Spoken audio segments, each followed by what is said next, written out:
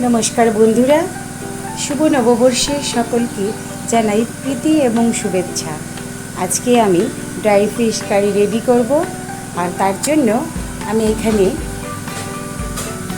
छोटो छोटो करे केटे निয়েছি बेगुन और आलू,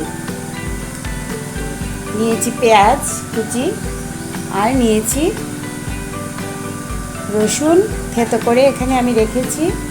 और एखाने निয়েছি आमी ड्राई फिश तीनटा काटा थाके ड्राई फिशेर मध्य ऊपरेर दिके एखाने पिठे एकटा काटा थाके और दु साइडे दुटो काटा थाके, सेगुली आमी फेले गरम जल दिए भालो करे परिष्कार करे धुए निয়েছি। एबार एकटी कड़ाई आमी बसिए दिएছি, कड़ाईटा आमार गरम हये गेছে। एबार कड़ाईते आमी तेल दिए देब।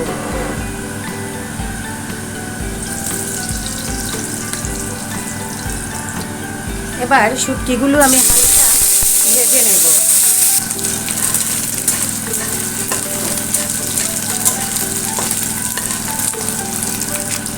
शुटकीगुलो भाजा हये गेছে, एबार आमी एगुली उठिए नेब। कड़ाईते आमी पेঁয়াজ कुचि दिए दिচ্ছি। बस पेঁয়াজটা आमी बेशी भाजबो ना, हालका भाजा हये एलेই आमी बेगुन और आलू जो केटे रेखेছিলাম ওইটা দিয়ে দিচ্ছি। এবার 1 চা চামচ লবণ দিয়ে দিচ্ছি,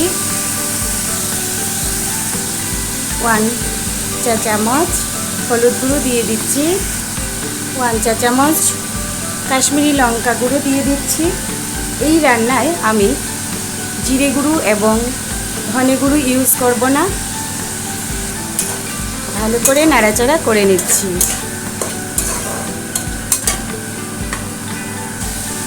2 মিনিটের মতো ঢাকা দিয়ে দিচ্ছি।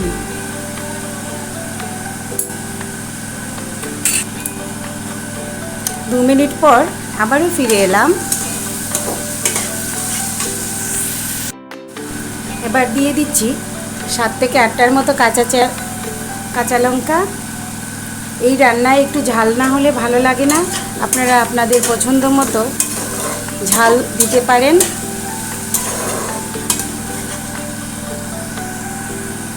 এখানে আমি থেতো করা রসুন দিয়ে দিচ্ছি। এই রান্নায় রসুনের পরিমাণটা একটু বেশি করে দিয়েছি আমি। নাড়াচাড়া করে নিচ্ছি। এবার ড্রাই ফিশগুলো আমি এখানে দিয়ে দিচ্ছি।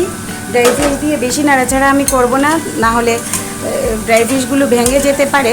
হালকা এভাবে নাড়াচাড়া করে নেব। 1 মিনিট ঢাকা দিয়ে দিচ্ছি।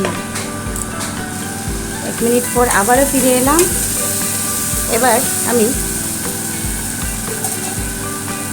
অল্প একটু জল দিয়ে দেব, বেশি জল দেব না আমি। আবারও 2 মিনিটের মতো ঢাকা দিয়ে দেব।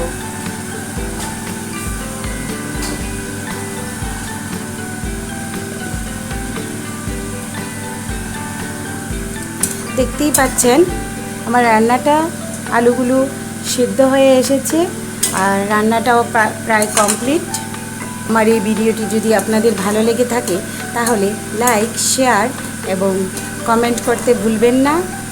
তাহলে আজকে এ পর্যন্তই, দেখা হচ্ছে পরবর্তী ভিডিওতে।